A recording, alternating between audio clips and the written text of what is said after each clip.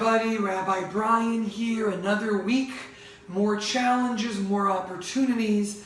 I've been talking to some of you. There's a lot of decisions to be made with schools, with families, with children, and that's why I am proud to report that I have it private. Just found out, just got a call from Austin, from the governor's office. I'm the first one to know this, but this Shabbat is going to be Sangria Shabbat. A proclamation is coming out tomorrow. Now I know what you're thinking, it's the beginning of the week, but it's never too soon to prepare, especially in these trying times.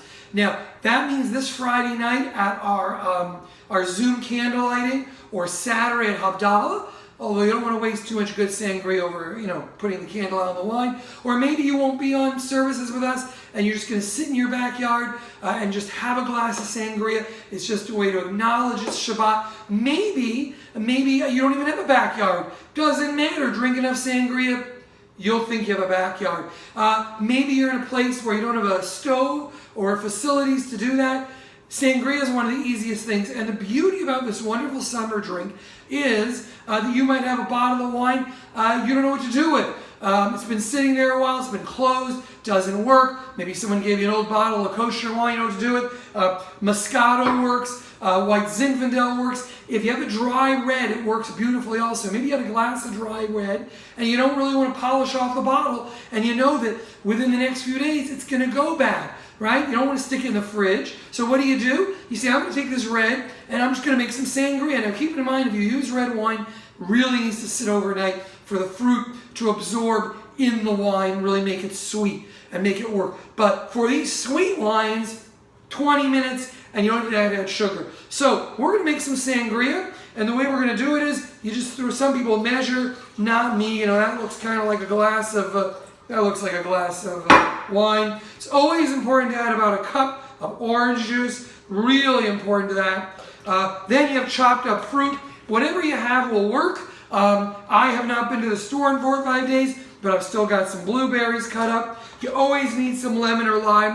That's really essential to add in here. So I'm squeezing a little, putting the lemon and lime. Can't do wrong with that. Some people peel orange pieces so you can actually have more fresh orange juice in there. The other option is just to throw the oranges in.